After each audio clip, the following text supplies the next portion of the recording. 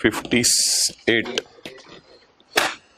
अच्छा जी, बीना सिकंदरबाजी की एक ये दो एडजस्टमेंट्स रह गई थी, जरा 0.6 पढ़ें पेज नंबर 373 पे। बीना लिव्स इन एन अपार्टमेंट, बीना एक अपार्टमेंट में रहती है, सिचुएटेड अबव हर ऑफिस, जो उसके ऑफिस के ऊपर है, and 2/5 of the property expenses और 2/5 property expenses relate to his apartment. जरा सोच के बताएं पहले कि 2/5 नॉट अलाउड होंगे या 3/5 नॉट अलाउड होंगे? 2/5 नॉट अलाउड होंगे। अच्छा, नॉट अलाउड का रूल क्या होता है? फाइन वगैरह इन चीजों का रूल क्या होता है? ऐड कर दें, तो इसलिए 2/5 को ऐड कर देंगे। इन द एंड इससे ज्यादा बेहतरीन सवाल था कतील वाला, उसको आपने शायद ज्यादा एंजॉय किया हो और घर बैठ के आप अकेले अकेले कर रहे थे।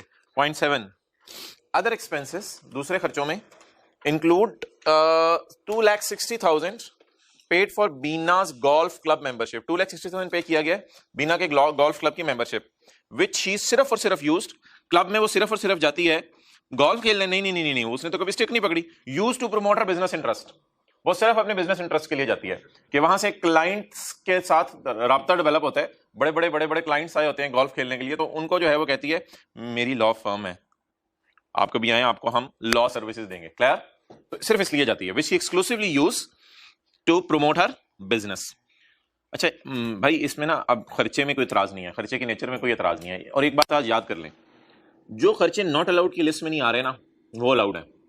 मिसाल के तौर पे आपको पता है tax, income tax not allowed है, fine to government not allowed है, unrecognised provident fund not allowed है, ये सारी चीजें नॉट अलाउड है। जो लिस्ट में पढ़ ली, जिस खर्चे के बारे में नॉट अलाउड नहीं लिखा हुआ, हाँ वो खर्चा जो है वो किस सूरत के अंदर जो है वो नॉट अलाउड होगा, जब तक लिस्ट में मिल जाएगा। लिस्ट में नहीं मिल रहा तो दैट खर्चा इज अलाउड। अब मैं आपको यहां तक बात बताऊं, एक बिजनेसमैन ने रिश्वत दे दी, तो ये कोर्ट में केस डिसाइड हुआ है कि ये अलाउड है, क्योंकि जज साहब ने पूछा कि मोहतरम आप बताएं नॉट अलाउड की लिस्ट में ये कहां आ रहा है? क्योंकि नॉट अलाउड की लिस्ट में तो ये कहीं नहीं आ रहा। तो कहते हैं ठीक है, ये काम 2 नंबर है, बट लॉ में दिखा दो कहां ये खर्चा नॉट अलाउड है। तो आपकी कोई लड़ाई होगी, आपने बंदे किराए पे करा लिए, खर्चा अलाउड है। मैं ऐसी बात कर रहा हूं, आप लोग तो नहीं ऐसा करते। तो ये खर्चा अलाउड है। याद रखिएगा, बिजनेस का हर खर्चा, जिसके साथ जितना मर्जी बुरा लफ्ज लगा दे, वो रिश्वत का लफ्ज लगा दे, लड़ाई का लफ्ज लगा दे, खर्चे के साथ जो मर्जी लफ्ज लगा दे खर्चे के साथ, बिजनेस के इतने खर्चे होते हैं, लाखों खर्चे होते हैं, सारे अलाउड है सिवाय सेक्शन 21 में जो लिस्ट दे देगी वो नॉट अलाउड है। और एक बात आपसे करता चलो, कुछ खर्चे हैं ना वो अकल लगानी पड़ती है कि नॉट अलाउड है। मिसाल के तौर पे डोनेशन आपने दे दी नॉन प्रॉफिट इदारे को, तो उसका टैक्स माफ है। इसका ये इंप्लाइड मतलब है वो खर्चा नहीं है बिजनेस का। ज़कात आपका जाती फेल है, बिजनेस के खर्चों में खुदा ना खासा डाल दी तो खर्चा अलाउड नहीं है बिजनेस का। अब आप कहेंगे ज़कात भी नहीं सेक्शन 21 के अंदर, चैरिटेबल डोनेशन भी नहीं सेक्शन 21 के अंदर, लेकिन भाई तो आपको पता है कि उसको कोई दूसरा बेनिफिट मिल रहा है। तो जब किसी चीज का दूसरा बेनिफिट मिल रहा हो तो फिर बच्चों की तालीम का खर्चा बिजनेस में तो नहीं जाएगा। हाँ, बच्चों की तालीम का खर्चा आपका है तो आपको डिडक्टेबल अलाउंस मिल जाएगा, तो एक बात और याद रख लें, वैसे तो पिछली क्लास में ये बात हुई है जब उसका न्यूमेरिकल जाता कतील का। एक बात और याद रख लें, जैसे टैक्स क्रेडिट्स हैं, डिडक्टेबल अलाउंसेस हैं, ये बिजनेस के खर्चे नहीं है। ये बिजनेस के खर्चे क्यों नहीं हैं?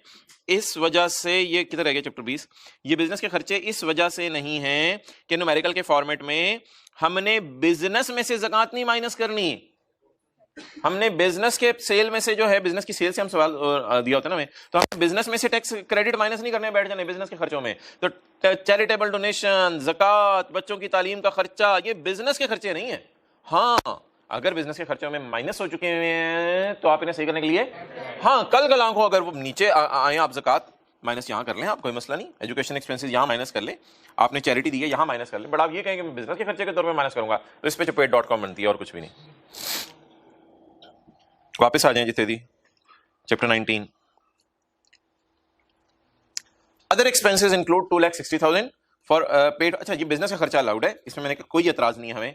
अच्छा, अगर कभी एक आपसे ये जहन में सवाल है ना कि कोई खर्चा अलाउड है तो कहाँ लिखा हुआ है खर्चे अलाउड है? एक तो होता है ना खर्चे नॉट अलाउड, एक होता है खर्चे अलाउड। तो जहन में कभी जिंदगी के किसी मोड़ पे सवाल आ जाए कि खर्चे अलाउड की लिस्ट कहाँ दी हुई है, मोहतरम खर्चे अलाउड की लिस्ट कहीं नहीं दी हुई। लेकिन अगर पेपर में कोई सिनेरियो पे सवाल आ जाए जिसमें आपको साबित करना पड़े कि गोल्फ क्लब मेंबरशिप का खर्चा अलाउड है, तो आप कौन सा पॉइंट लिख के आएंगे? अब आप परेशान होंगे मैं कौन सा पॉइंट लिख के आऊं। पेपर में कोई रिश्वत का खर्चा आ जाए, आपको सवाल आ जाए कि उसने रिश्वत पे की है, अब आपके दिल में आ रहा है यार ये खर्चा तो अलाउड है, लेकिन अब मैं पॉइंट कौन सा लिख के आऊं? तो मोहतरम सारे अलाउड खर्चों के लिए सेक्शन 20 का 1 है, दूसरे सफे पे जो था चैप्टर के, in computing income from business reduction shall be allowed for any expenditure incurred and होनली and exclusively for business.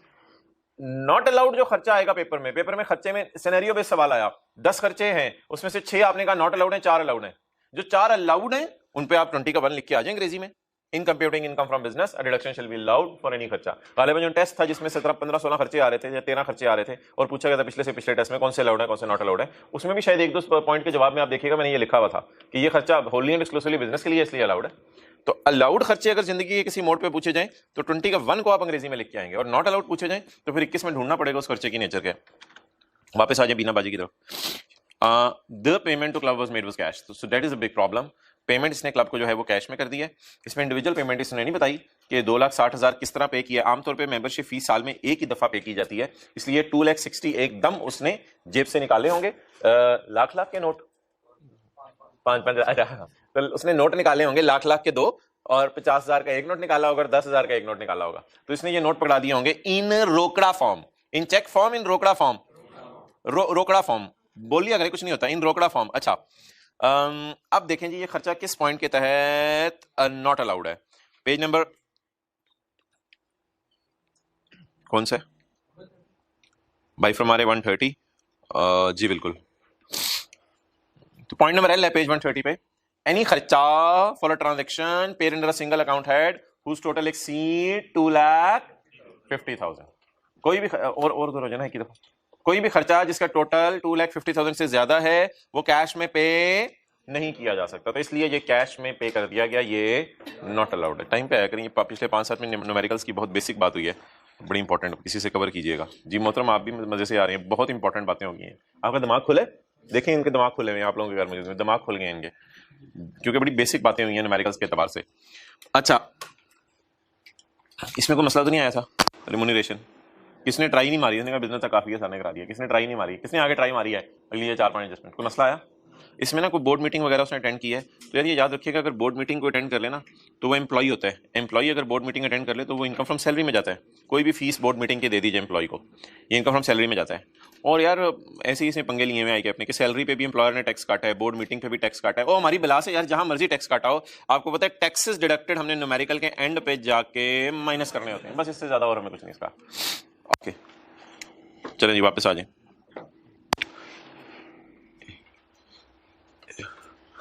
अच्छा सेक्शन 77 में ना 2 चीज़ें हमारी रह गई हैं, और 76 में एक लीज रह गई है और 77 में वो रह गया। फिलहाल मैं स्पेकुलेशन बिजनेस करवा रहा हूँ आज, पेज 154 स्पेकुलेशन बिजनेस। मतलब याद करते हैं चीज़ें, आने वाले दिनों में टाइम नहीं मिलना, फिर आगे जो चैप्टर्स हैं उनमें याद करने वाली चीज़ें कुछ हैं ज़्यादा। तो स्पेकुलेशन बिजनेस ये मत समझिएगा आने वाले दिनों में टाइम मिलेगा। Tax implications of speculation business. आ जाओ आगे, पहले टैक्स इम्प्लीकेशंस पढ़ लेंगे स्पेकुलेशन बिजनेस की। अच्छा भाई where a person carries on a speculation business, जहां एक बंदा स्पेकुलेशन बिजनेस करे, it shall be treated as a separate from any other business. ये किसी भी बिजनेस से सेपरेट समझा जाएगा। इसका मतलब ये है, अभी स्पेकुलेशन बिजनेस मैंने आपको नहीं पढ़ाया क्या है। अच्छा स्पेकुलेशन बिजनेस जो भी है उसका बाकी बिजनेस से क्या समझा जाएगा? सेपरेट समझा जाएगा, यानी उसके रिकॉर्ड्स, उसके खर्चे, इनका रिकॉर्ड अलग रखा जाएगा। इनकम फ्रॉम दिस बिजनेस, यानी जो स्पेकुलेशन बिजनेस होगा इस बिजनेस की इनकम शिल बी कैलकुलेटेड सेपरेटली फ्रॉम, वही बात दोबारा कर रहे हैं, स्पेकुलेशन बिजनेस की रिकॉर्ड अलग रखें, नॉन स्पेकुलेशन बिजनेस के खर्चों का, इनकम का रिकॉर्ड अलग रखें। द अपॉर्शनमेंट ऑफ खर्चे, the apportionment of expense, for apportionment of expenses, खर्चे अपोर्शन करने के लिए speculation business will be considered as a separate head of income. तो इसका न्यूमेरिकल हम कभी आने वाले दिनों में ना जनवरी में करेंगे कि एक बंदा स्पेकुलेशन बिजनेस भी कर रहा होगा, नॉन स्पेकुलेशन बिजनेस भी कर रहा होगा। ये बिजनेस क्या होता है स्पेकुलेशन, थोड़ा वेट कर लें। तो खर्चे तो कर रहा होगा, उन खर्चों को दोनों में हमें क्या करना पड़ेगा? तकसीम करना पड़ेगा। तो खर्चे पोर्शन करने के लिए स्पेकुलेशन बिजनेस को एक सेपरेट हेड समझे। तो फिर हेड्स कितने हो गए? Salary, business, capital gain, other source, business speculation और बिजनेस नॉन स्पेकुलेशन। तो ये हेड्स अलग अलग हो गए। बिजनेस मैंने पहले बोल दिया, मतलब salary, property, capital gain, other source, business speculation और बिजनेस नॉन स्पेकुलेशन। अच्छा ये जो इतनी ज्यादा उसने बातें कर दी ना तो बंदा परेशान हो जाता है, कहते हैं स्पेकुलेशन बिजनेस को सेपरेट रखना। हालांकि ये सेक्शन 19 है, सेक्शन 19 है, सेक्शन 18 के बाद सेक्शन 18 है सफे के टॉप पे, सेक्शन 21 नॉट अलाउड है ना, तो 21 से थोड़ा ऊपर है, तो है बिजनेस के चैप्टर का ये सेक्शन। लेकिन उसे डर पैदा हुआ पॉइंट डी में, जिस डर को उसने रिमूव किया। पॉइंट ए में क्या करे? इसका रिकॉर्ड सेपरेट रखो, इसकी सारी चीजें सेपरेट रखो, खर्चे पोर्शन करते हुए इसे सेपरेट हेड बना दो। हमने कहा इतना सेपरेट इसे करना चाह रहे हो, ये बिजनेस से बाहर निकाल रहे हो। पॉइंट डी कहता है नहीं, profits of speculation business will be included in the head income from business.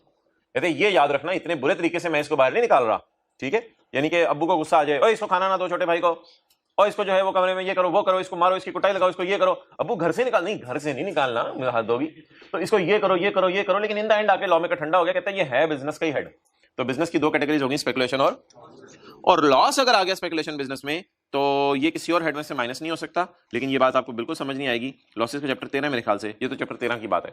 Chapter 13 में इस बात को समझाने में 10 मिनट लग जाते हैं, तो फिलहाल इसको लिख के छोड़ दें। ओके, आगे मूव करें। Definition and exceptions. जी बिल्कुल, भाई पढ़ा रहे हैं सुबह के। एग्जाम्पल, इन अगस्त 2015 उस दिन एक बच्चे का मैसेज आया FR2 के ग्रुप में, 1 घंटे 14 मिनट पे क्लास सर क्यों हंसी थी।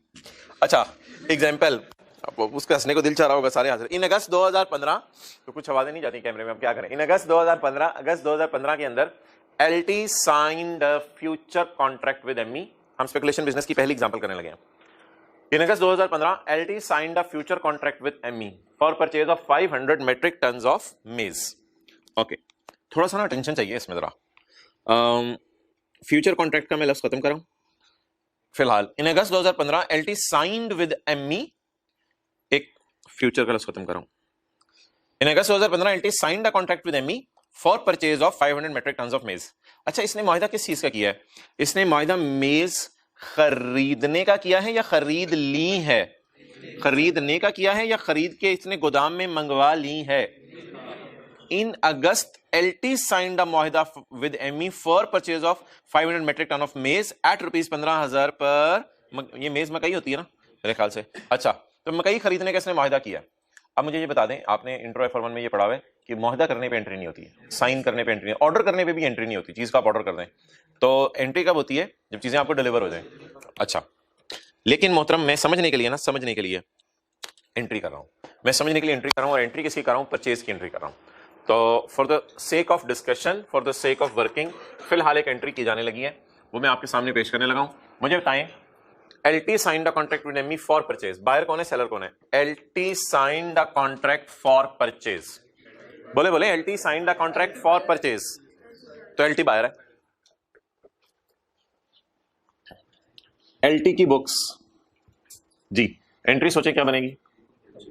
Purchase debit, creditor credit. और ME की बुक्स में, ME की बुक्स में क्या एंट्री होगी? ME की बुक्स में एंट्री होगी क्योंकि LT signed a contract for purchase, so for ME it is sale, debtor debit, sale credit. मैं मान रहा हूं कि ये एंट्रीज होनी ही नहीं चाहिए क्योंकि मुआहिदा साइन हो रहा है, लेकिन अगर ये एंट्रीज में ना करूं तो आपको समझ आना मुश्किल हो जाएंगी चीजें। 500 इंटू 15,000, क्वांटिटी कितनी है? 500 मेट्रिक टन, और एक मेट्रिक टन कितने का? 15,000 का। जी बताएं। 7.5 मिलियन। ओके, नहीं चलो ठीक है, इसमें तो खैर है 75 लाख। ओके, यहां तक नोट करें, फिर मैं आगे बढ़ता हूं। आगे पढ़ता भी हूं, आगे बढ़ता भी हूं, उधर नोट करें।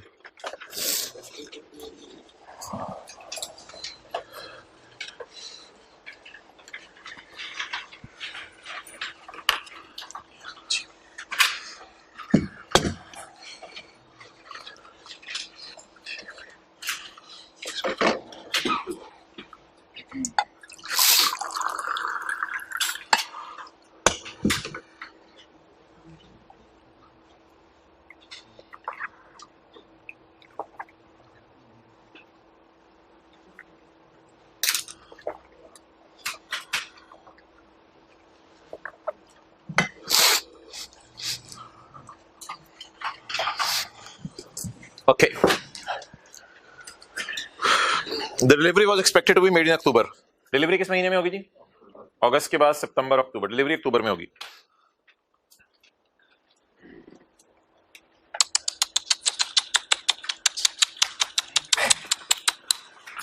ये तो उल्टा हो गया। वो किधर बैठा? ये तो उल्टा हो गया। क्या ME also agreed to repurchase, यानी पहले किस पे उसने क्या कहते हैं, एमई की बात करें, एमई ने पहले सेल किया है, उसने कहा मैं इसको दोबारा खरीद लूंगी, सेल की हुई चीज, जिस तरह वॉश सेल से नहीं होती थी, वॉश सेल सेल की और बाद में दोबारा परचेज कर ली, तो रीपरचेज। बहरहाल री के उसको छोड़ें, मुझे बस इतनी सी लाइन का मतलब बता दें, ME agreed to purchase, ME agreed to purchase. चलें आ जाए, ME agreed to purchase, entries बताएं। अब अगली ट्रांजैक्शन है, आप कहेंगे सर आपको कैसे पता अगली ट्रांजैक्शन है, एमई ऑल्सो, यानी अगली बात बताने लगे, also ME also agreed to purchase. अब आप कह रहे होंगे ये हो क्या रहा है, थोड़ा सब्र कर जाए, कुछ चीजों का फौरन जवाब नहीं होता, सब्र कर जाए। ME agreed to repurchase the entire lot, ME ने परचेज करने का सोचा, एंट्री पाए, अब चलाएं entry, ME agreed to purchase, ये परचेज की एंट्री करेगा, कोई डाउट है तो पूछ लें, ऊपर देख लें आए तो, एमई एग्रीड टू परचेज, बोले बोले बोले entry, purchase debit creditor credit. अच्छा अब मुझे बताइए कि एंट्री करेगा, उसने परचेज अगर करनी है तो फिर ये सेल कर रहा होगा ना, क्योंकि ये खरीद चुका हुआ है ना, ठीक है, तो इसकी बुक्स में एंट्री बोलें जी दोबारा, debtor debit sale credit. Okay let's revise, बड़ी सिंपल सी बातें हैं इंट्रो की क्लास वाली। LT signed a contract with ME, with ME को छोड़ें जो बोल्ड किया हुआ है, LT signed a contract for purchase, so who is buyer, who is buyer in first line, in first line LT, इसकी मैंने बाय की एंट्री कर ली, इसकी सेल की। एमई की जिम्मेदारी है कि अक्टूबर में उसको डिलीवर करेगा। ME also agreed to purchase, ME agreed to purchase, तो क्या एंट्री बनेगी, एमई एग्रीड टू परचेज, वैसे एग्रीमेंट की एंट्री नहीं होती लेकिन चले खैर है, एमई एग्रीड टू परचेज, ये परचेज की एंट्री बन जाएगी, तो obviously then he will sell, he will के बाद सेल ना बोला करो, मैंने मानना नहीं। ओके चलें जी आ जाइए तरफ।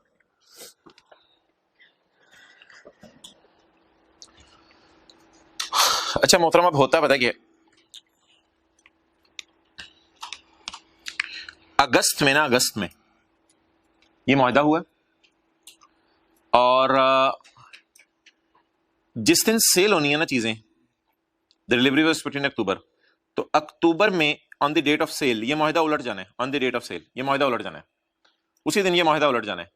अब प्रैक्टिकली होता क्या है, अगस्त सितंबर अक्टूबर, एक बंदा है वो चीजें खरीदने का मुआहदा करता है कि यार मैं तेरे से ना अक्टूबर में चीज 10 रुपए की खरीदूंगा, अब वो खरीदने का मुआहदा कर लेता है कि मैं तेरे से 10 रुपए की चीज अक्टूबर में खरीदूंगा, अगस्त सितंबर अक्टूबर, और साथ ही ये मुआहदा कर लेता है अगला बंदा कि मैं तुझे बेच भी दूंगा, लेकिन जो अगली प्राइस होती है ना अक्टूबर की, वो दोनों को नहीं पता होती कि ट्रांजैक्शन जिस पर रिवर्स होनी है। स्पेकुलेशन बिजनेस में याद रखिएगा, मैं आपको पढ़ाऊंगा, ट्रांजैक्शन होती नहीं है, बस ये हवाई बातें होती हैं।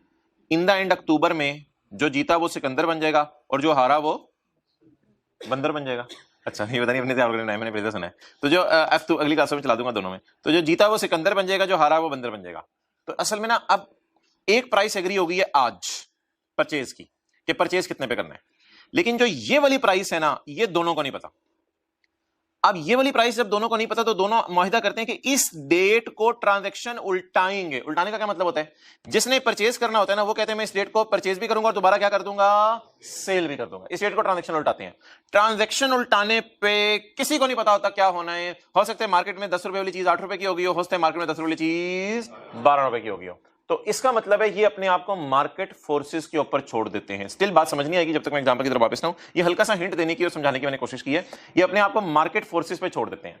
जो एक खरीदने का मुआहिदा होता है वो आज 10 रुपए की प्राइस पे एग्री हो जाता है, और फिर जिसने खरीदा होता है वो इस दिन बेचने का मुआहिदा भी करता है, और फिर खरीदना बेचना नेट करके देखते हैं किसको कितना बचा। लेकिन मकई शायद इन्होंने जिंदगी में देखी भी नहीं होती, बस अखबार में मकई के रेट देख के ये बात तय हो जाती है। और एक समझ रहा होता है महंगी, दूसरा समझ रहा होता है नहीं नया पाकिस्तान आ गया, टेंशन वाली चीजें सस्ती हो जाएंगी। ये सामने रख के दोनों मुआहिदा कर लेते हैं और फिर देख लेते हैं आखिर में किसको फायदा हुआ किसको नुकसान हुआ। अच्छा फायदा या नुकसान निकालना थोड़ा सा मुश्किल होता है सवाल पढ़ के, इसलिए मैंने आपके समझने के लिए एंट्रीज कर दी हैं। हालांकि परचेज का मतलब बिल्कुल ब्लंडर है, चीजें परचेज का मतलब होता है खरीदनी चीजें, बिल्कुल नहीं खरीदी। सेल का मतलब होता है बिक गई, डिलीवर हो गई, बिल्कुल नहीं बेचेंगे हम। इस ट्रांजेक्शन में चीजें आती ही नहीं है। मैं आपको स्पेकुलेशन बिजनेस की डेफिनेशन का सिर्फ आखिरी हिस्सा पढ़ा दूं, not settled by actual delivery of commodity. Speculation business की यह खासियत है कि इसमें एक्चुअल डिलीवरी ऑफ कमोडिटी नहीं होनी, नहीं होनी, नहीं होनी। कौन सी प्राइस फिलहाल एग्री कर लें, आज की एक ट्रांजैक्शन की प्राइस एग्री कर लें, और जब उस ट्रांजैक्शन को आपने रिवर्स करना है 2 महीने बाद, उसकी प्राइस मार्केट पे छोड़ दें और वो प्राइस ऊपर या नीचे होगी, देख लेंगे एलटी को फायदा हुआ है या एमई को फायदा हुआ है। तो एक प्राइस इन्होंने लॉक कर दी है, डेट इज 15,000। एक प्राइस किसी को नहीं पता, वो प्राइस है जी अक्टूबर की। फिलहाल अगस्त में क्या प्राइस एग्री कर लिया? 15,000। अब पढ़ लें। The delivery was expected to be made in October, delivery अक्टूबर में है। ME agreed to purchase. अब हमें ज्यादा परेशान होने की जरूरत नहीं होगी, हम पेपर के अंदर एग्रीड टू परचेज का मतलब लिख लिया करेंगे, यार ये एंट्री बनी द एंटायर लॉट। लेकिन ये जो परचेज की प्राइस है ना, ये वाली हमें नहीं पता। ये जो मैंने दूसरी एंट्री की है उधर, इसकी प्राइस हमें नहीं पता। इसकी प्राइस क्या होगी? Prevailing on the date of, इसकी प्राइस अक्टूबर पे छोड़ दी। आप बताएं क्या किसी को पता है कि फ्यूचर में क्या बनना है? लेकिन दोनों अपनी अपनी प्रेडिक्शन कर रहे होंगे, दोनों अपनी अपनी। कोई समझ रहा होगा 15,000 वाली चीज महंगी हो जाएगी, कोई समझ रहा होगा 15,000 वाली चीज सस्ती हो जाएगी। देखते हैं जी क्या बना। In October price of maize increase to 18,000। मकई महंगी होगी, मकई महंगी होगी, नया पाकिस्तान अरूज पे आया, 18,000 रुपए मेट्रिक टन इसकी प्राइस होगी। And LT sold the entire lot to ME without taking, and LT sold the entire lot to ME without buying. पता नहीं क्या हो रहा है। And LT sold the entire lot without buying. इसका मतलब है ये स्पेकुलेशन ट्रांजैक्शन है, कोई बाइंग नहीं हो रही, कोई सेलिंग नहीं हो रही। इसका मतलब ये नहीं होगा गुड सेल कर दी, इसका मतलब ये नहीं होगा गुड सेल कर दी। विदाउट बाइंग का मतलब है ना उसके पास आई और ना गई, इसका मतलब है बस ट्रांजैक्शन खत्म हो गई। अब हमने गेन या लॉस निकालना है दोनों की बुक्स में। फिलहाल बता दें ये वाली एंट्री किस पे पोस्ट कर दूं? 18,000 पे, 15,000 पे? 18,000। तो things are very very easy in speculation business. आपको एक ट्रांजैक्शन किसी और प्राइस पे दी होगी और दूसरी ट्रांजैक्शन किसी, और इन द एंड आप खड़े होकर देख लेंगे कौन जीता कौन हारा, कौन सिकंदर कौन बंदर। ये आप लोगों की तरफ से था। 500 इंटू 18,000, 9 मिलियन। 9 मिलियन ये फिगर मुझे याद होगी, काफी क्लासों से यही आ रही है, पिछले 5-6 सालों से यही फिगर आ रही है। अच्छा 500 ज़रा 18,000 बोले बोले बोले, ये कसम खाइए कैलकुलेटर ना पकड़ने की। अच्छा जी 500 ज़रा 18,000 बोले बोले 9 मिलियन। यार अब इतने बड़े तो हो ही गए हैं कि मुझे बता दें किसको गेन आया, कितने किसको लॉस आया।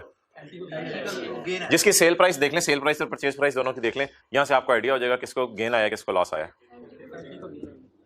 9 मिलियन पे ये सेल बुक कर रहे हैं और ये 75 मिलियन के 75 लाख के ऊपर 90 लाख के ऊपर सेल बुक कर रहा है, 75 लाख के ऊपर परचेज बुक कर रहा है। तो बता दीजिए जिसकी सेल ज्यादा वो कौन? सिकंदर। और जिस बेचारे की सेल कम और परचेज ज्यादा वो बंदर जी। वैसे आप लोग अच्छा तो जी स्पेक्यूलेशन गेन कर लो यार, सही तरह कर लो, ऐसे शर्मा क्यों कर रहे हो? Speculation gain 15 lakh. ये मोहतरम कंक्लूजन अभी मैं आपको बताता हूं, इसका बोले speculation loss 15 lakh, speculation loss 15 lakh.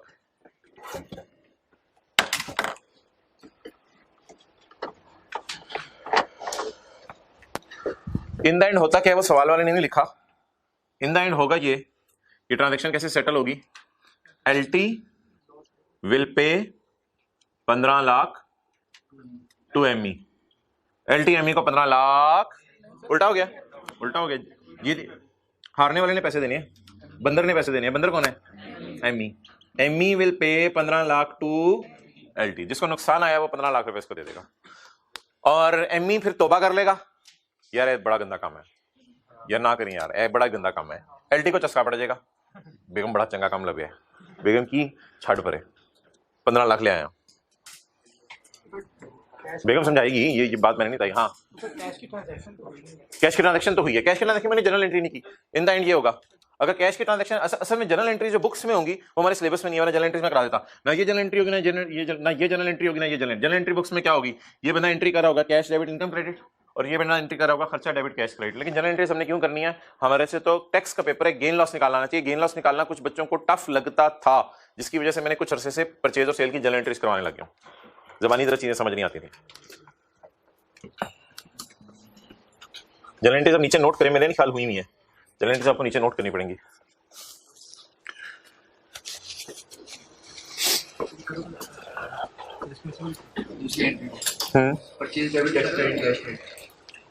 हाँ हाँ वो कर लो आपने, क्या मैं ये कह रहा हूँ ना, समझ में तो है नहीं, सदा सदा करो, कॉम्प्लिकेटेड क्यों करने बात। चीजें मूव क्या हुई, चीजें तो मैं कह रहा हूं उन्होंने देखी नहीं। और भाई ये तो बहुत, आप ये बात यहां तक रुकेगी नहीं, उन भाई ने तखलिया कर लिया है, उन्होंने चेहरा नीचे कर लिया है, ये बात यहां पर रुकेगी नहीं, ये बात बहुत आगे तक जाएगी और ये बात यहां तक पहुंचेगी कि कल कला को यही दोनों बैठे हुए ये बातें कर रहे होंगे, मैंने तुझे पूरी पेल कंपनी बेची, दूसरा कहेगा मैंने खरीदी। तो फिर आज की प्राइसेस शेयर्स की पता होगी, कल की किसी को पता नहीं होगी। और ये बात यहां तक नहीं रुकेगी, कहेगा मैंने लंदन स्टॉक एक्सचेंज के सारे शेयर तुझे बेचे, दूसरा कहेगा मैंने खरीदे। तो ये बात, ये मार्केट में सिर्फ प्राइसेस देख के ये लोग बातें कर रहे होते हैं, इनको नहीं पता होता फिजिकली चीजें कहां हैं, किधर हैं, किसकी हैं। अगर क्लास में बात ना की जाती तो शायद मेज आप लोगों ने पूछना भी नहीं था, शायद कुछ को पता भी नहीं था मेज क्या है, उन्होंने थोड़ी देर बाद जाके मेज समझना था आई हटा के।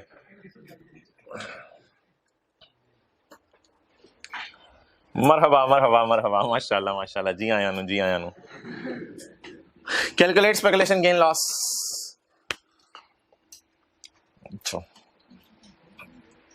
अच्छा अब आप लोग ये सवाल पूछने लग जाइएगा, सोल्ड कर दी है खरीदे बगैर, तो सर इसका मतलब है शायद डिलीवरी हुई है। नहीं नहीं नहीं नहीं, ऐसी बात नहीं है। जब उसने लिख दिया मैंने डिलीवरी के बगैर यानी खरीदे बगैर बेच दी है, उसका मतलब ये नहीं कि उसने बेची है, उसके पास थी नहीं। अच्छा अब मुझे बता दें कैसे पता चला पहले की बुक्स में परचेज की एंट्री होनी है या सेल की एलटी की बुक्स। एलटी की चलें बात करता हूं, कैसे पता चला कि एलटी की बुक्स में मैंने पहले परचेज की एंट्री करनी है।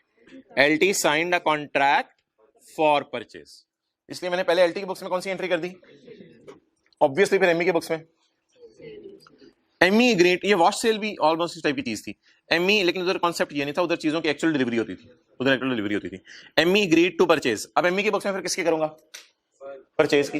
बस ये ना अपने फिक्रे हाईलाइट करने किसी तरह कर लें अपनी किताब में, एमई ग्रेट टू परचेज, यहां से आपको जनरल एंट्री पता चल जाएगा करेगी, गेन लॉस ऑटोमेटिकली निकल आएगा इंशाल्लाह। और ये वर्किंग में जनरल एंट्रीज करनी हो कर ले, नो प्रॉब्लम, कोई मसला नहीं।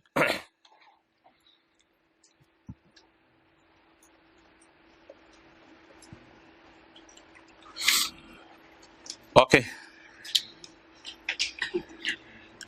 और अगर कोई बच्चा जनरल एंट्रीज के बगैर गेन लॉस निकाल लेता है तो ठीक है, it's up to him. In this speculation business, it's a business in which, ये बिजनेस है पूरा, कहते लोगों ने कारोबार बनाया है a business. It means a business in which a contract for the purchase and the sale of a commodity is not settled by actual delivery of commodity. ये माहिदा याद रखिएगा कमोडिटी का ही होता है, purchase and sale of a commodity. ये shares का भी माहिदा आप कर सकते हैं, लेकिन ये शेयर्स फिजिकली नहीं बेचेंगे, कैपिटल गेन के चैप्टर में जा रहे हो, फिजिकली शेयर्स नहीं बिकने, शेयर्स का बिकना तो कैपिटल गेन के चैप्टर में जाता है। तो अब ये ना कहिएगा फिजिकली शेयर्स बिकेंगे तो कैपिटल गेन के, नहीं, वो शेयर्स जो आपने खरीदे ही नहीं, खरीदे बगैर बेच दिए। इसी मिसाल को ले लें, मिसाल के तौर पे मैं ये कहता हूं, फिगर्स को जरा ऐसे कर लेते हैं, शेयर्स तो इतने महंगे नहीं होते ना, शेयर्स इतने महंगे नहीं होते। तो अगर मैं बात करूं कि बातों बातों में मैंने किसी से 500 शेयर 15 रुपए के एतबार से खरीद लिए, एक शेयर 15 रुपए का, 500 शेयर 15 रुपए के एतबार से खरीद लिए और 500 शेयर 18 रुपए के एतबार से बेच दिए, तो देखने में तो आपको लग रहा है कैपिटल गेन है, लेकिन अगर एक्चुअल डिलीवरी ना हो ट्रांजैक्शन के अंदर तो ये स्पेकुलेशन बिजनेस है। फिर ये मैंने खरीदे और बेचे नहीं होंगे, खरीदने का और बेचने का मुआहदा किया होगा, इन द एंड मैंने बेच दिए होंगे without buying, I will sell without buying, यानी resultantly I will only pay cash.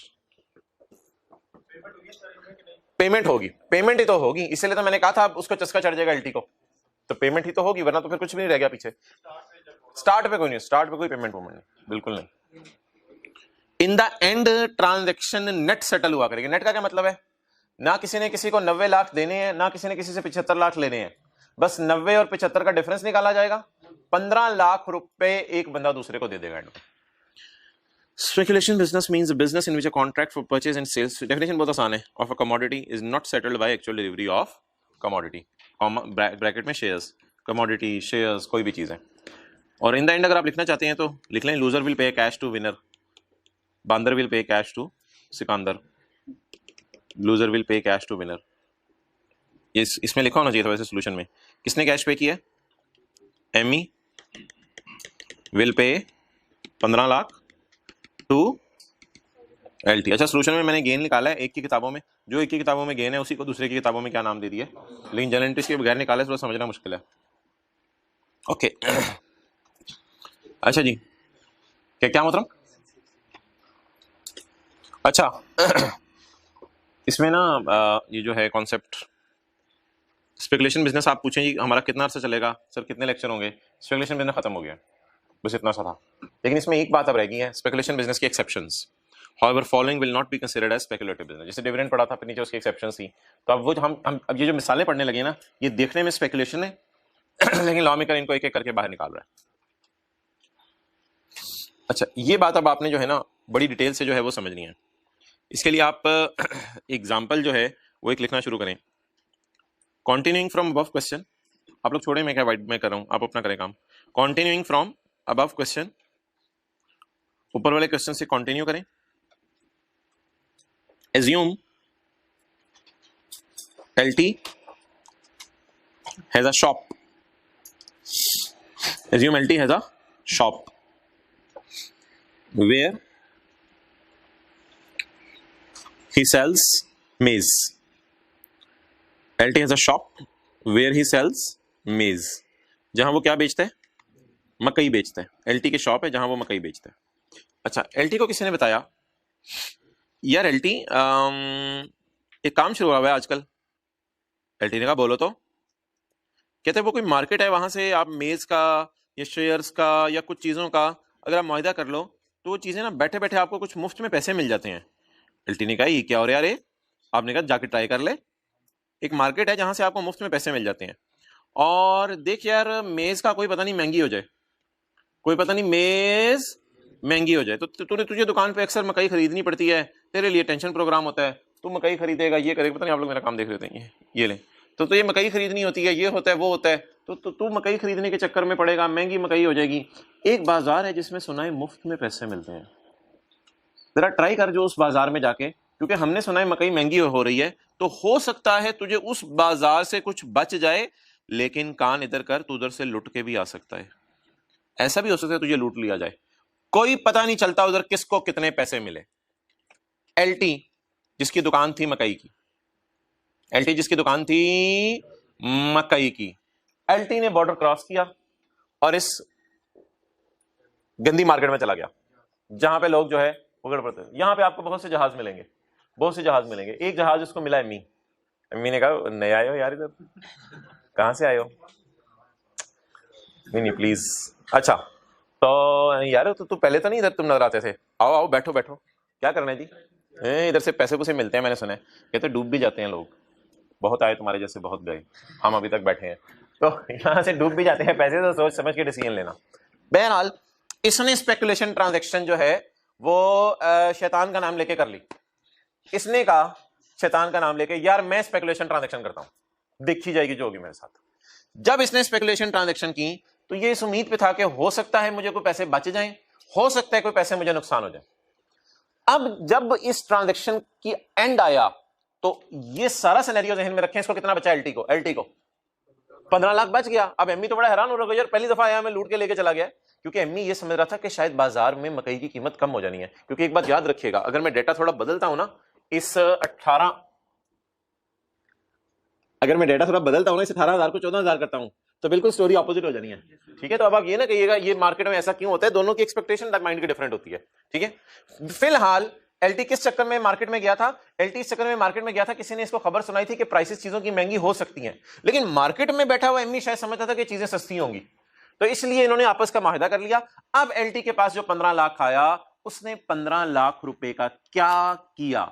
Law maker कहता है अगर वो 15 लाख चाहे हराम तरीके से कमा के आया, जैसे मर्जी कमा के आया, अगर वो 15 लाख आके नेक काम में इस्तेमाल कर दे तो मैं इसकी ब्लैक मनी को वाइट कर दूंगा। परेशान ना हो LT, तुम अगर एक काम कर दो ना, अस्पताल बना दो इन पैसों का, ये कर दो वो कर दो, नहीं, तुम इस 15 लाख को अपनी दुकान में डालो और दुकान में डाल के अपना सौदा खरीदो और सौदा खरीद के बेचो। याद रखिएगा, इस मार्केट में जो गया था वहां से सौदा खरीदे बेचेगा नहीं, इस मार्केट में गया था वहां से पैसे बचा के लाया है और उस बचाए हुए पैसे को अपनी दुकान पे लगाया है। तो पहले गया मार्केट में, मार्केट से कितने मिले? 15 लाख, और फिर मार्केट से जो 15 लाख मिला इसको इसने कहां लगा दिया? अपनी दुकान में लगा दिया। तो ऐसी सूरत में LT के लिए ये 15 लाख स्पेकुलेशन गेन नहीं है। पिछली मिसाल में ना, पिछली मिसाल में इसके लिए गेन था स्पेकुलेशन, इसके लिए मैंने लिखा था स्पेकुलेशन लॉस है। अब वाली मिसाल में LT को रिलैक्सेशन मिल रही है, इसकी ब्लैक मनी जो वाइट की जा रही है, इसे कहा जा रहा है यार ये तेरे लिए गेन स्पेकुलेशन का नहीं है, फिर कौन सा गेन है सर? नॉर्मल बिजनेस का गेन है। और सर ये क्या फायदा हुआ? गेन पे तो टैक्स ही देना पड़ेगा। नहीं भाई, हेड बदलने से ना लॉसेस के रूल बदल जाते हैं। लॉसेस के चैप्टर में हम पढ़ेंगे, हर हेड के लॉसेस के रूल अलग है। तो लॉ मेकर कहते हैं ये इसका नॉन स्पेकुलेशन गेन नहीं है। ये इसका कौन सा गेन है? एलटी का, सॉरी स्पेकुलेशन गेन नहीं है। ये इसका कौन सा गेन है? नॉन स्पेकुलेशन, यानी नॉर्मल बिजनेस की इनकम है इसकी। तो ये 15 लाख इसको रिलैक्स कर दो, 15 लाख इसका स्पेकुलेशन गेन ना कहो, लेकिन एमई स्टिल इस लॉस को क्या कहता रहेगा? क्योंकि इसको फायदा भी आ जाता अगर, तो इसने अपनी जेब में ही डाल के कोई गाड़ियां खरीदनी थी, कोई यशियां करनी थी, कोई बाहर के चक्कर लगाने थे, इसने दुकान पे नहीं डालना था। तो जिस बंदे की बैक एंड पे दुकान हो और फिर वो इस मार्केट से 15 लाख बचा के ले आए, तो जब अपनी दुकान के ऊपर जाके इस पैसे को डालेगा तो दुकान में अगर पैसा डल गया तो इसकी मनी को वाइट कर दिया जाएगा और इसे रिलैक्स कर दिया जाएगा और इसे कह दिया जाएगा ये तेरी इनकम फ्रॉम बिजनेस नॉर्मल है, speculation. However, following will not be considered as speculative business. A contract for the stock is made by LT. अभी ना मिसाल जो मैं लिखवा रहा था उसे पूरा करवाता हूं आपको। A contract for stock is made by LT. ये मैं मिसाल किसकी लिखवा रहा हूं? अगर मैं इसे एग्जाम्पल 1 दूं नंबर, तो एग्जाम्पल 2 मैं आपको रजिस्टर पे लिखवा रहा हूं। तो एग्जाम्पल 2 के कॉन्टेक्स्ट में मैं बात कर रहा हूं ताकि हमें पॉइंट ए ना एग्जाम्पल 2 जो अभी हम सेल्फ मेड करने लगे हैं वहां से समझ आ जाए। तो पॉइंट ए को मैं एग्जांपल 2 खुद बनवा के सॉल्व करवाने लगा हूं। अ contract for the stock is made bye a LT during mercantile business. ये वाला कॉन्ट्रैक्ट तो वो स्पेकुलेशन मार्केट में ही करके आया, लेकिन आमतौर पे उसका बिजनेस कौन सा है? मर्केंटाइल होता है, चीजें खरीद के बेचने का बिजनेस, ड्यूरिंग मर्केंटाइल बिजनेस। अबे तुमको क्या कहते हैं? मुझे लोगों ने बताया था मकई महंगी हो रही है तो कहीं से मुफ्त में पैसे मिलते हैं। आपको ऑब्वियसली ये भाई बात पता है कि अगर कोई चीज महंगी हो रही हो बाजार में और आपको कहीं से मुफ्त में पैसे मिल जाए तो कितनी खुशी की बात होती है कि वो चीज महंगी आपको सस्ती महसूस होती है। क्यों सस्ती महसूस होती है? मुफ्त में पैसे मिल गए, मुफ्त में पैसे मिल गए। आप फीस जमा कराने आ रहे थे, इमरान खान गेट पे मिला, यार आप क्या करने आए हैं? यार मैं जरा चेक करने आया हूं क्या हो रहा है कॉलेज में। तो इमरान खान ने कहा यार ये 2000 मेरी तरफ से। तो आपको कोई चीज मुफ्त में मिल जाए तो ऑब्वियसली आपका खर्चा कम हो जाता है ना, आपको खुशी होती है। तो आप क्यों गए हैं? टू गार्ड अगेंस्ट, क्योंकि आपको डर था थ्रू फ्यूचर प्राइस फ्लक्चुएशंस। आपको पता है दुकानदारों को प्राइस फ्लक्चुएशन से डर होता है। आपको पता है कि दुकानदार डरता है कि अगर चीज महंगी हो गई तो मेरे लिए आगे खरीदनी भी मुश्किल और आगे बेचूंगा अगले बंदा भी इतने पैसे नहीं दे सकेगा। इसको डर क्यों था? इसके दिल में क्या डर था फ्यूचर में? मैं ये नहीं कह रहा कि इसका ये जो प्राइस फ्लक्चुएशन का डर है हमेशा फुलफिल ही हो जाया करेगा उस मार्केट से। हो सकता है उस मार्केट से डूब के भी आ जाता, लेकिन नीयत इसकी देखी जाएगी उस मार्केट में गया क्यों था। अ contract for stock is made bye LT during, अबे तू क्यों गया था? कहते मैं ड्यूरिंग मर्केंटाइल बिजनेस किया था। किस लिए? To guard against loss. कहते हैं मुझे तो नुकसान का डर था। अभी तुझे क्यों नुकसान का डर था? कहते हैं सुना था चीजें महंगी हो रही हैं तो मकई अगर महंगी हो जाती तो ना मैंने खरीद सकनी थी, ना मेरे पास इतने पैसे हैं, और ना फिर खरीद नहीं सकती थी तो आगे मैंने बेच कहां से सकनी थी। ये मुझे डर था दिल में, जिस वजह से मैं वहां चला गया। मैं और कुछ नहीं करने गया था। ये 15 लाख मैंने अपनी यशियों में इस्तेमाल नहीं करना, एलटी कह रहा है। हाँ, एमई को अगर बच जाता, फिलहाल तो उसे लॉस हुआ है, एमई को अगर बच जाता वो शायद इसको किसी दुकान में इस्तेमाल ना करता, वो इसको फजूल खर्ची में इस्तेमाल कर देता या अपना घर बना लेता, कुछ भी कर लेता, दुकान में इस्तेमाल नहीं करना था। और अक्सर लॉ मेकर ना चीजों को दुकान में डालना, इन बातों को इसलिए इंकरेज करते हैं क्योंकि इस दुकान से भी तो फिर बिजनेस होगा, इससे भी तो इनकम फ्रॉम बिजनेस आएगी, उससे भी टैक्स आएगा हुकूमत को। अच्छा, अब ये 15 लाख जो उसे मिलेगा उधर से लाके 15 लाख का सामान खरीदेगा, सामान खरीद के दुकान पे रखेगा। 15 लाख उसे बच गया ना उधर से, 15 लाख का सामान खरीदेगा, सामान खरीद के दुकान पे रखेगा। दुकान पे रखेगा, उस सामान को क्या करेगा? उस सामान को अपने घर ले जाएगा या आगे बेचेगा? अब ये आगे बहुत अगली बात शुरू होगी, एलटी और एमई से भी आगे की बात शुरू होगी। अब ये बात यहां तक पहुंच गई है कि सरासिफ उस दुकान पे गए हैं, उसको क्या यार मकई दे दे। और सरासिफ को तो देखने में नॉर्मल सा बंदा लगा, पता नहीं पीछे क्या गेम डाल के आया है, तो सरासिफ पैसे देंगे और मकई ले लेंगे। For fulfilling the person LTs, for fulfilling LTs other contracts for the actual delivery of goods to customers coming on his shop, to customers coming on his shop। ये इस 15 लाख को अपने बिजनेस में इन्वेस्ट करेगा लॉस से बचने के लिए, या इस 15 लाख को जो है वो अपनी अय्याशियों में उड़ा देगा? इन्वेस्ट करेगा, अपनी दुकान पे इन्वेस्ट करेगा, क्योंकि इसका कौन सा बिजनेस है? मर्केंट। और पिछली एग्जांपल में ऐसा कुछ नहीं लिखा हुआ था एग्जांपल 1 में, इसलिए मैंने ज्यूम किया था कि एलटी और एमई जो हैं उनका कोई मर्केंटाइल बिजनेस नहीं है। ये दोनों एरोप्लेन हैं, ये दोनों जहाज हैं, ये दोनों जहाजियत की बातें करते हैं। इसलिए जो ट्रांजैक्शंस इन्होंने कर ली थी मार्केट के अंदर जाके, एक को स्पेकुलेशन गेन आया था, दूसरे को स्पेकुलेशन। अब आप मुझे एक दफा बता दें कहां तक हमने लिखा था? जी मोहतरम आप पढ़ें, कहां तक लिखवाया था मैंने एग्जांपल 2? भाई ऊंची बोलो यार। कंटिन्यूइंग फ्रॉम, डर तो नहीं है? हाँ बोलो ना बोल, कंटिन्यूइंग, ट्राई कर तू, कंटिन्यू बोलो। अस्सलाम बोल यार, हाथ होगी तो असलम पैसे लेके नशा होगा। असलम असलम बोल, असलम ने बुला। इतने प्यार से नहीं आते लोग। चल आगे चल, पढ़ अब। ठीक है, assume continuing from above example, LT has a shop where he sells maize. Full stop के आगे आप लिखना शुरू करें। He went in speculation market. He went in speculation market. जहां तक लिखवा दिए थे उससे आगे। He went in speculation market and earned rupees 15 lakh, क्योंकि मैंने लिखा ना continuing from example 1, and earned rupees 15 lakh. अब अगली बात शुरू हो रही है, and then invested 15 lakh in shop, and then invested 15 lakh in shop।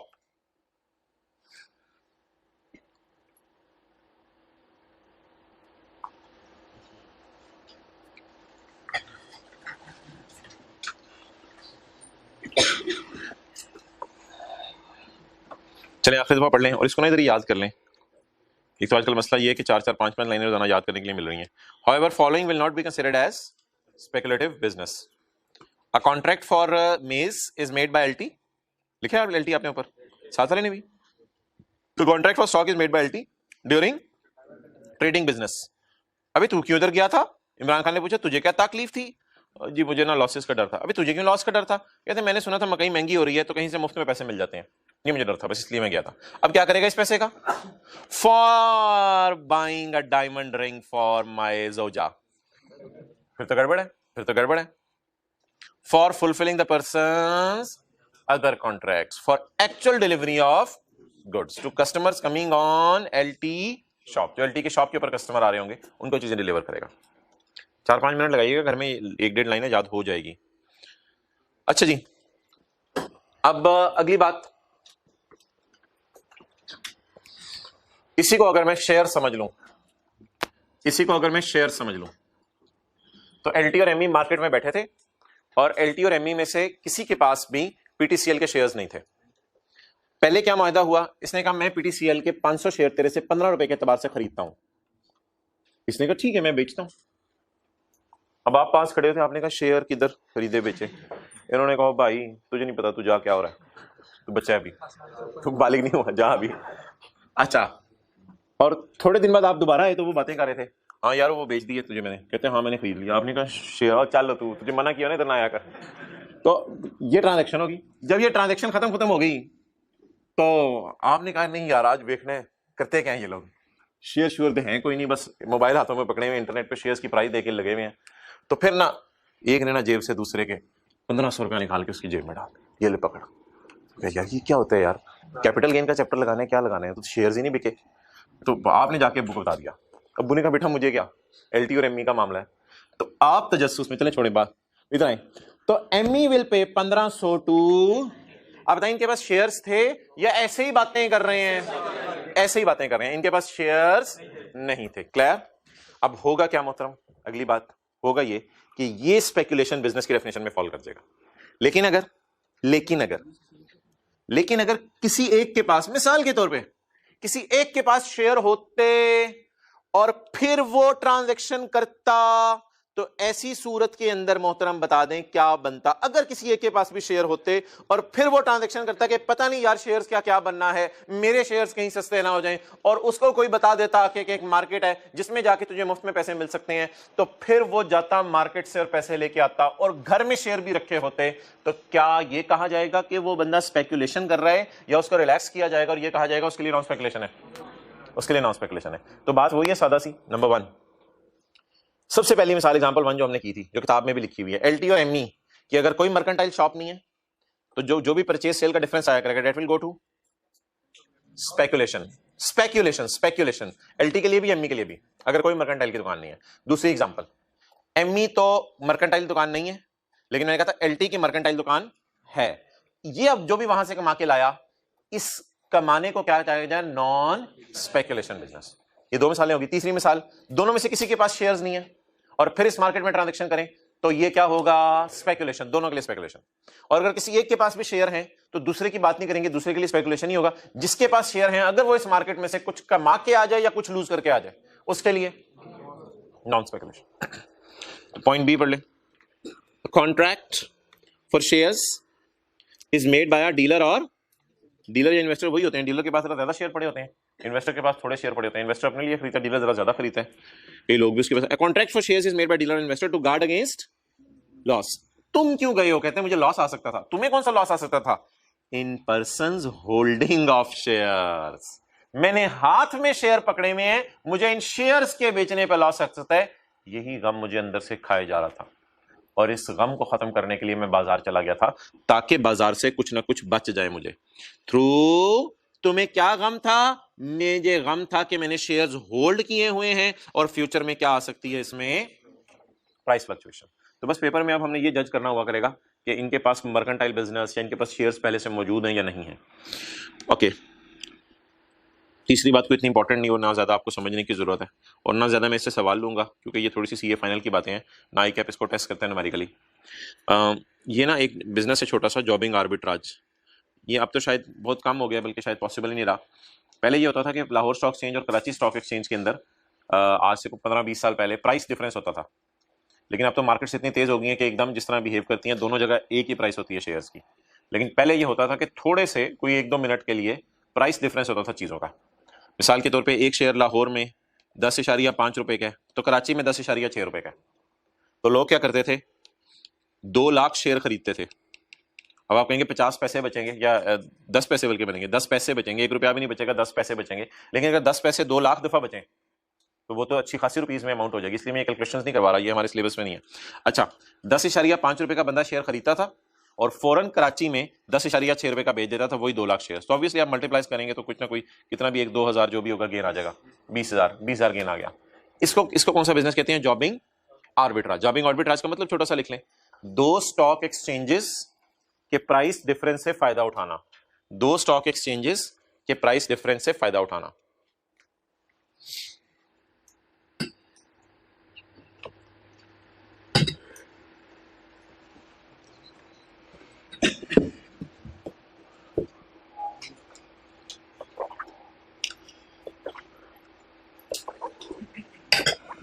अच्छा, contract made by member of a forward market और a stock exchange. A contract is made by member of a forward market और stock exchange. Stock exchange को forward market इसलिए कहते हैं कि अक्सर इसमें इस तरह की ट्रांजैक्शंस कॉमन होती हैं। अच्छा, अ contract is made by member of forward market, ये भी एक नाम याद रखें, स्टॉक एक्सचेंज का एक और नाम है ये। A contract is made by member of forward और stock exchange during any transaction of jobbing arbitrage. अच्छा, अब जो बंदा ये ट्रांजैक्शन करता था ना, उसको भी डर होता था कि पता नहीं ये मैं जब बेचने जाऊं तो 10.4 पे ना आके खड़ा हो जाए।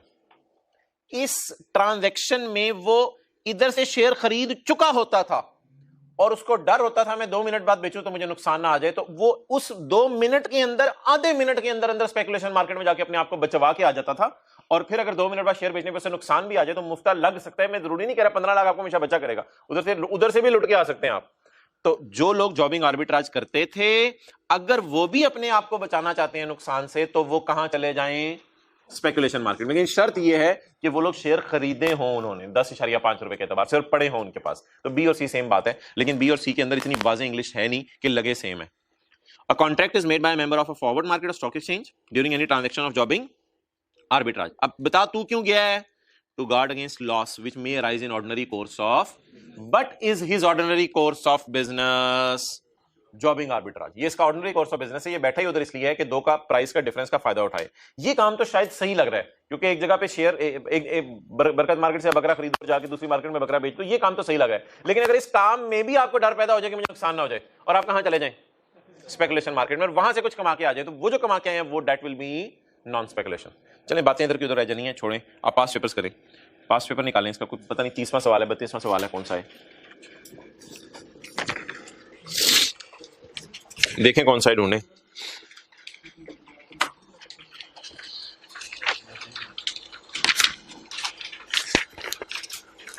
उनतीस के बाद ही होगा।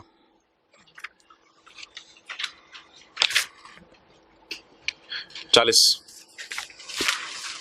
40 का 2 पढ़ें जी।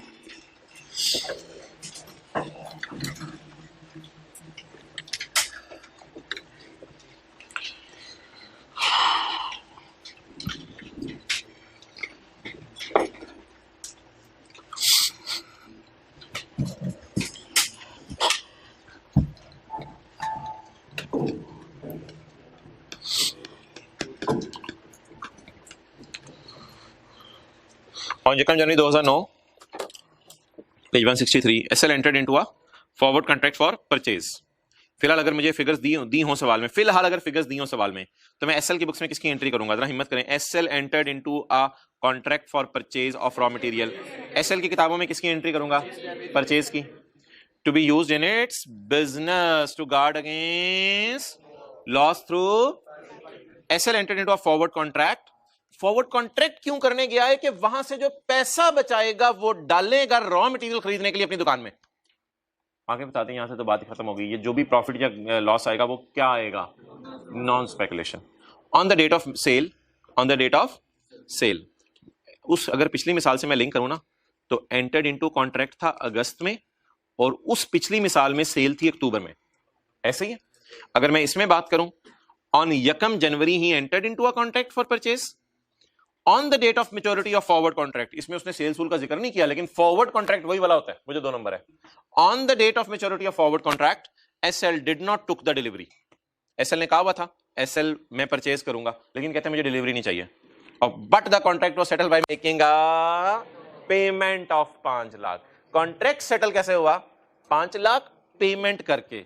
यार एक बात बताइएगा, दूसरी पार्टी का नाम पता है? दूसरी पार्टी का नाम पता है? नहीं पता।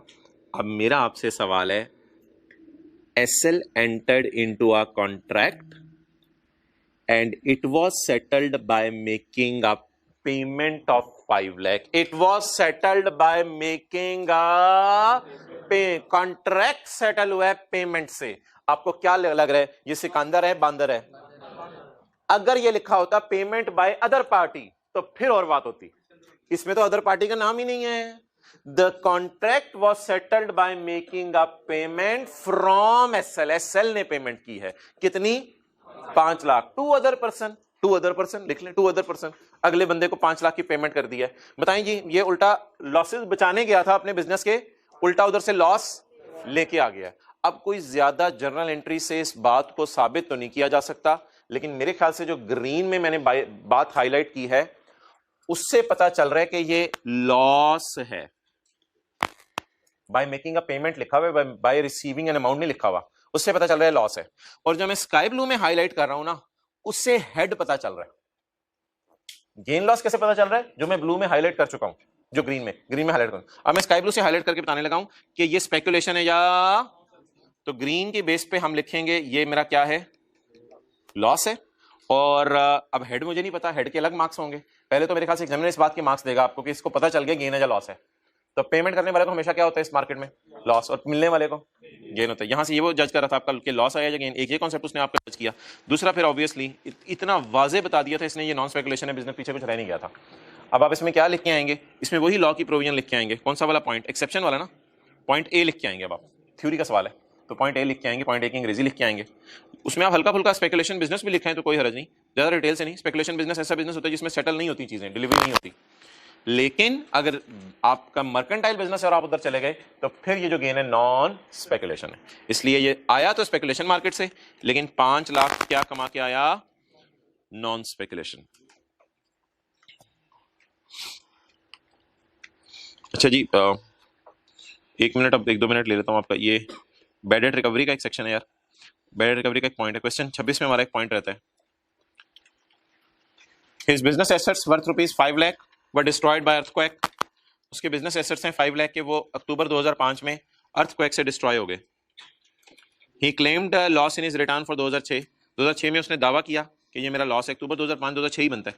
But an amount of 1.5 lakh was disallowed bye tax authorities. लेकिन टैक्स वालों ने कहा 1.5 लाख हम आपको डिसअलाउ करते हैं। तो अलाउ कितना किया? वैसे 5 लाख का हमारा नुकसान हुआ है। नुकसान कितने का हुआ है? 5 लाख का। उन्होंने कितना नुकसान नहीं माना, कितना मान लिया? इन tax year 2008 the government gave him a compensation of 4 lakh. Recover कितना हो गया? 4 लाख। अच्छा यार मैंने माना कि ये कॉन्सेप्ट लॉ में वाज़े तौर पे नहीं लिखा हुआ। जब कोई कॉन्सेप्ट लॉ में वाज़े तौर पे ना हो ना, तो बुनियादी असूलों की बुनियाद पे हम उस कॉन्सेप्ट को सॉल्व कर सकते हैं। किसी के जहन में क्या आ रहा है, कौन सा वाला फार्मूला वगैरह लगा लिया जाए तो यहाँ पे इंशाल्लाह काम चल जाएगा। पहले हमारा नुकसान हुआ था, बाद में गवर्नमेंट से रिकवर हो गया है। किसी के जहन में कौन सा आ रहा है, जरा मेजॉरिटी लोग ऊंची बोलें। 30-40% लोगों ने बोल दिया है कि एक्चुअल नुकसान भी मुझे गिवन है, जिसे मैं एक्चुअल बैड डेट कहता था। एक्चुअल नुकसान है 500 और प्रीवियसली नहीं नॉट अलाउड नहीं होता था यार, ऐसा ना करें। प्रीवियसली अलाउड, ये जरा थोड़ा सा सवाल औखा सा था। टैक्स वालों ने 1.5 लाख माइनस नहीं करने दिया था, तो कितना माइनस करने दिया? 3.5 लाख। और बैड डेट के फॉर्मूले में आपको याद है एक बात आती थी, amount recovered. Amount recovered from government कितनी है? 400। तो जवाब क्या आ गया? 400 माइनस दिस, तो 250 is my income from business. तो बैड डेट रिकवरी का फॉर्मूला हर जगह लग सकता है। अगर क्या हो, लॉस पहले दिया हो और बाद में कोई रिकवरी हो रही हो, तो वो बुनियादी असूल यहां भी अप्लाई हो सकता है। आप नोट करिए, मैं साथ साथ जो है वो पढ़ा हूं। His business assets worth ₹5 lakh were destroy हो गए या रुड़ गए। सैलाब के साथ अपनी चेयर्स इसकी दुकान की रुड़ती भी नजर आ रही थी, लेस रुड़ते हुए नजर आ रहे थे, या जमीन में जाते हुए नजर आ रहे थे। अच्छा, खुद बच गए माशाअल्लाह। His business assets worth ₹5 lakh were destroyed by earthquake. अल्लाह ने थोड़ा सा हिलाया इसको, भाई मरने से पहले तौबा कर ले, तू गड़बड़ कर रहा है दुकान पे। His business worth ₹5 lakh was destroyed by earthquake. He claimed the loss and return of those अच्छे। उसने नुकसान क्लेम किया कि मेरा नुकसान हुआ है। क्लेम का क्या मतलब होता है आपको पता है? लोग आके क्लेम करते हैं हुकूमत के बाद, यार हमारा इतना नुकसान हो गया, हमारे घर जल गए हैं, ये हो गया वो। उसने दावा किया कि मैं दावा करता हूं मेरा नुकसान 5 लाख है। कमिश्नर ने कहा नहीं, तेरा नुकसान इतना नहीं हो सकता। मेरे ख्याल से कितना है? 3.5 लाख। बाद में गवर्नमेंट ने क्या साबित किया कि 4 लाख हम आपको देने को तैयार है। तो वही फॉर्मूला सारा लगेगा। तो ठीक है, अब होमवर्क आपका कोई नहीं है, ये स्पेकुलेशन कोई आप करें अच्छी तरह।